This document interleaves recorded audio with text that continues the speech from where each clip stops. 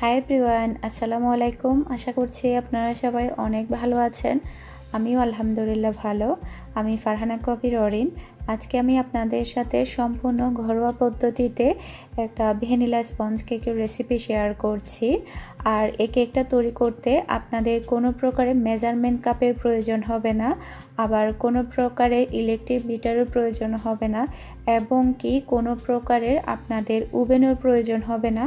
সম্পূর্ণ ঘরোয়া পদ্ধতিতে সিরামিক্সের বাটিতে মেজারমেন্ট করে কাঁটা চামচ দিয়ে ফোম তৈরি করে আমি আপনাদেরকে এই কেকটা চুলার মধ্যে তৈরি করে দেখাবো।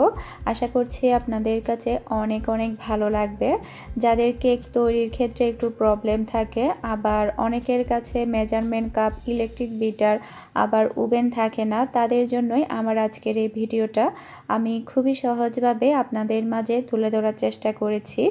অনেক দিন ধরে ভাবছিলাম খুবই সহজভাবে ঘরোয়া পদ্ধতিতে কিভাবে আপনাদের সাথে একটা কেকের রেসিপি শেয়ার করতে পারি। তো আজকে সেই ভিডিওটা নিয়ে হাজির হয়ে গেলাম। আশা করছি আজকের এই রেসিপিটা আপনাদের কাছে ভালো লাগবে। যদি ভালো লেগে থাকে ভিডিওর মধ্যে একটা লাইক দিবেন, আর সাবস্ক্রাইব করতে চ্যানেলটি একদমই ভুলবেন না। এখানে আমি একটা কাচের সিরামিক্সের বাটি নিলাম। এই ধরনের কাচের সিরামিক্সের বাটি আমাদের প্রত্যেক ঘরে কিন্তু থেকে থাকে। আজকে আমি যে উপকরণগুলো ব্যবহার করব, এই সিরামিক্সের বাটিতে মেজারমেন্ট করে আপনাদেরকে কেকটা তৈরি করে দেখাবো। প্রথমে আমি শুকনো উপকরণগুলো চেলে নেব। এর জন্য একটা বাটি নিলাম, বাটির উপরে একটা চালনি দিলাম। এখন আমি দিয়ে দিচ্ছি 1 বাটি ময়দা, তারপরে দিব চা চামচের 1 চামচ বেকিং পাউডার। এখানে বেকিং পাউডারই দিতে হবে, বেকিং সোডা দিলে হবে না। চা চামচের 1 চামচ, আর এই ধরনের চা চামচ সবার ঘরেই থাকে। এখন আমি এটাকে ভালোভাবে চেলে নিব। আপনারা চেষ্টা করবেন শুকনো উপকরণটা ভালোভাবে চেলে নিতে। এটা চালা শেষ। এই কেকটা তৈরি করার জন্য আমি টোটাল 4টা স্বাভাবিক তাপমাত্রার ডিম নিলাম। ডিমগুলোকে আমি ফেটিয়ে নিচ্ছি। আপনাদের ডিমগুলো যদি ফ্রিজে থাকে তাহলে আপনারা 30 মিনিট আগে বের করে রাখবেন। এখন আমি হাত দিয়ে কুসুমটা আলাদা করে নিচ্ছি। আমি হাত দিয়ে করছি, আপনারা চাইলে চামচ দিয়েও করে নিতে পারেন। খুবই সাবধানে করতে হবে। ডিমের ফোমটা তৈরি করার জন্য আমি একটা কাঁটা চামচ ব্যবহার করব, কারণ অনেকের ঘরে হ্যান্ড বিটার কিংবা ইলেকট্রিক বিটার থাকে না, যার কারণে আমি কাঁটা চামচ ব্যবহার করছি। আর কাঁটা চামচ আমাদের প্রত্যেকের ঘরেই থাকে। এটা সবচাইতে সুবিধা ফোমটা তৈরি করার জন্য কাঁটা চামচ। তো আমি এটাকে ভালোভাবে ফেটিয়ে নিচ্ছি। যখন একটু ফেনা ফেনা সৃষ্টি হবে তখন আমি দিয়ে দিব চিনি। আর কাঁটা চামচ দিয়ে ফোমটা সম্পূর্ণভাবে করতে আপনাদের 10 থেকে 12 মিনিটের মতো সময় লাগতে পারে। আমি এখানে আমার টেস্ট অনুযায়ী আমি হাফ বাটির মতো চিনি দিয়ে দিচ্ছি। আপনারা আপনাদের টেস্ট অনুযায়ী চিনিটা বাড়িয়ে বা কমিয়ে নিতে পারেন।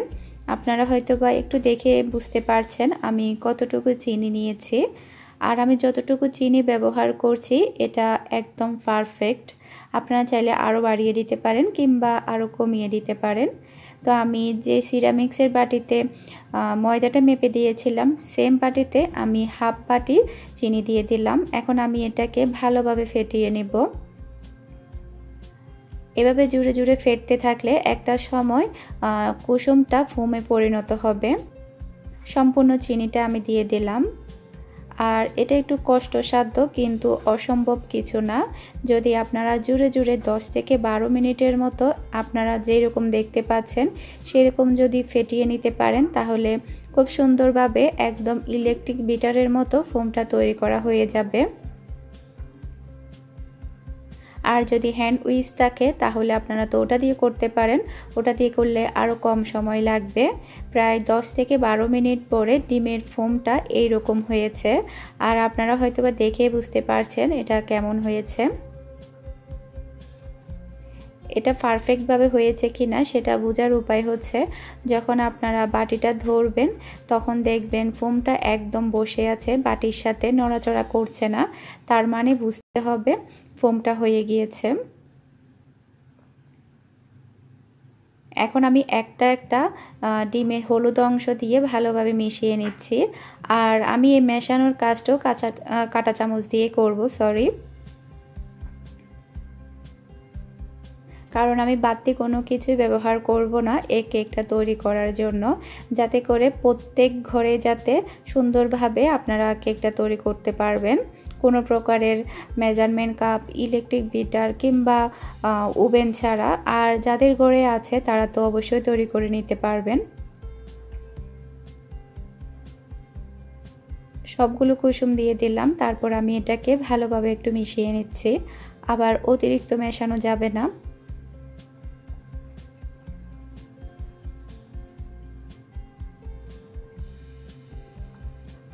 এটা মেশানো হয়ে গিয়েছে।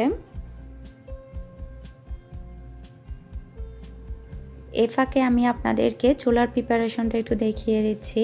চুলাটা ধরিয়ে দিলাম, আর কতটুকু তাপমাত্রা দিয়েছি সেটা হয়তো বা আপনারা দেখে বুঝতে পেরেছেন। চুলার মধ্যে বড় সাইজের একটা হাঁড়ি বসিয়ে দিলাম। হাঁড়ির ঠিক মাঝখানে একটা স্ট্যান্ড দিয়ে দিলাম। স্ট্যান্ডের উপরে একটা ঢাকনা দিয়ে দিচ্ছি।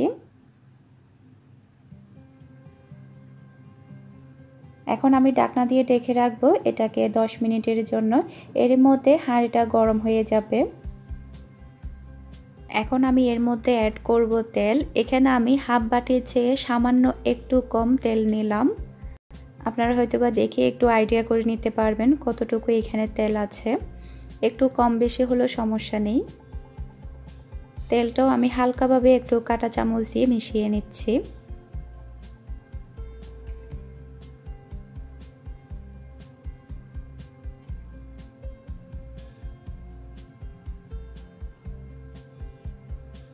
যে শুকনো উপকরণটা আমরা আগে থেকে চেলে রেখেছিলাম, ওখান থেকে আমি অল্প করে শুকনো উপকরণ দিয়ে আবারও কাঁটা চামচ দিয়ে আলতোভাবে মিশিয়ে নিচ্ছি।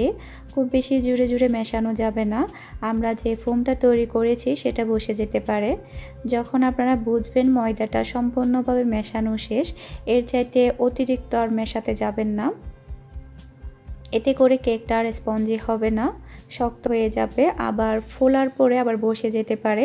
দিয়ে দিচ্ছি 1 চা চামচের মতো ভ্যানিলা এসেন্স। আর ভ্যানিলা এসেন্সটা দিতেই হবে। ভ্যানিলা এসেন্সের পরিবর্তে আপনাদের টেস্ট অনুযায়ী যে কোনো এসেন্স আপনারা ব্যবহার করতে পারবেন। আর দিয়ে দিচ্ছি হাফ বাটির চেয়ে একটু কম লিকুইড দুধ। যতটুকু তেল ততটুকু লিকুইড দুধ। আরও কিছু শুকনো উপকরণ দিয়ে আমি আবারও একটু মিশিয়ে নিচ্ছি। সম্পূর্ণ শুকনো উপকরণটা দিয়ে দিলাম, তারপর আমি এটাকে ভালোভাবে মিশিয়ে নেব।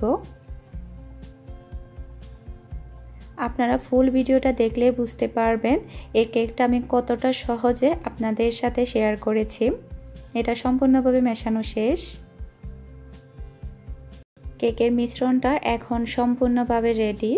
এখন আমি বাটির মধ্যে ঢেলে নেব। এখানে আমি 3টা সিরামিক্সের বাটি নিলাম। এর মধ্যে আমি এখন তেল ব্রাশ করে নেব, যাতে করে কেকটা তাড়াতাড়ি উঠে আসে। কেকের মিশ্রণ আমি এখন বাটির মধ্যে ঢেলে নিচ্ছি। আর একদম বাটি ভর্তি দিবেন না, কারণ কেকগুলো ফুলে কিন্তু ডাবল হয়ে যাবে। একটু জায়গা ফাঁকা রাখবেন।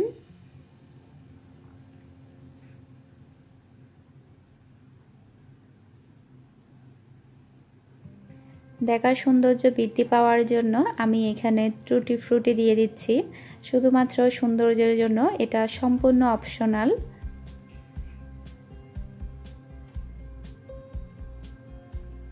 আর এদিকে হাঁড়িটাও প্রচণ্ড গরম হয়ে গিয়েছে। আমি ঢাকনাটা উঠিয়ে নিচ্ছি। স্ট্যান্ডের উপরে যে প্লেটটা আমরা বসিয়ে রেখেছিলাম সেটার উপরে এখন আমি কেকের বাটিগুলো বসিয়ে দিচ্ছি। এই সম্পূর্ণ মিশ্রণে আপনাদের টোটাল 6টা বাটি হবে কেকের। আমি বাকিগুলো অন্য জায়গায় দিব। এখন আমি ঢাকনা দিয়ে ঢেকে রাখবো টোটাল 25 মিনিটের জন্য। চুলাটা যেমন তেমনই থাকবে।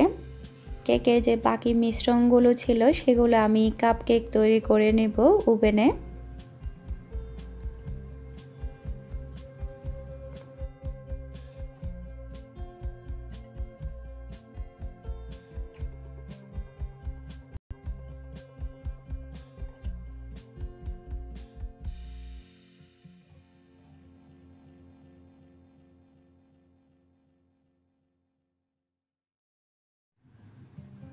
টোটাল 25 মিনিট পর আমি ঢাকনাটা উঠিয়ে নিলাম। আর দেখুন কেকগুলো কি সুন্দরভাবে বেক হয়েছে। একটা টুথপিক দিয়ে আমি চেক করে নিব ভিতরের অংশটা হয়েছে কিনা। টুথপিকটা একদম ক্লিয়ার, তার মানে বুঝতে হবে কেকটা হয়ে গিয়েছে। যদি কোনো লিকুইড অংশ দেখা যায় তাহলে আরও 3 থেকে 4 মিনিটের মতো বেক করে নিলেই হয়ে যাবে। আর এভাবে যদি আপনারা আঙ্গুল দিয়ে চেপে দেখেন তাহলেও কিন্তু আপনারা বুঝতে পারবেন কেকটা বেক হয়েছে কিনা। দেখুন চুলার মধ্যে কত সুন্দরভাবে কেকটা বেক হয়েছে। কেকটাকে আমি মোটামুটি ঠান্ডা করে নিয়েছি। এখন আমি আপনাদেরকে কেটে দেখাবো এই কেকটা ভিতরের অংশটা কেমন হয়েছে আর কেমন স্পঞ্জি হয়েছে। আমি ভাবতেই পারিনি কোনো প্রকারের ইলেকট্রিক বিটার ছাড়া, তারপরে হচ্ছে মেজারমেন্ট কাপ ছাড়া, ওভেন ছাড়া এত ভালো কেক তৈরি করা যাবে। শুধুমাত্র বাটিতে মেপে বাটিতে তৈরি করতে পারবো। আমি নিজেও অবাক।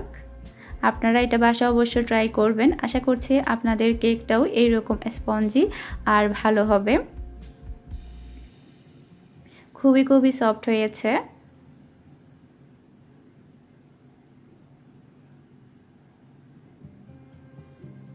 এখন আমি আপনাদেরকে একটু কেটে দেখাচ্ছি ভিতরের অংশটা কেমন হয়েছে। আমি আপনাদের সাথে আরও সহজ পদ্ধতিতে কেকের রেসিপি শেয়ার করব ইনশাআল্লাহ। আশা করছি আজকের এই রেসিপিটা ভালো লেগেছে। ভালো লেগে থাকলে ভিডিওর মধ্যে একটা লাইক দিবেন। যারা এখনও চ্যানেলটি সাবস্ক্রাইব করেননি প্লিজ চ্যানেলটি সাবস্ক্রাইব করে নেবেন। আজকের মতো বিদায় নিচ্ছি। আল্লাহ হাফিজ। আসসালামু আলাইকুম।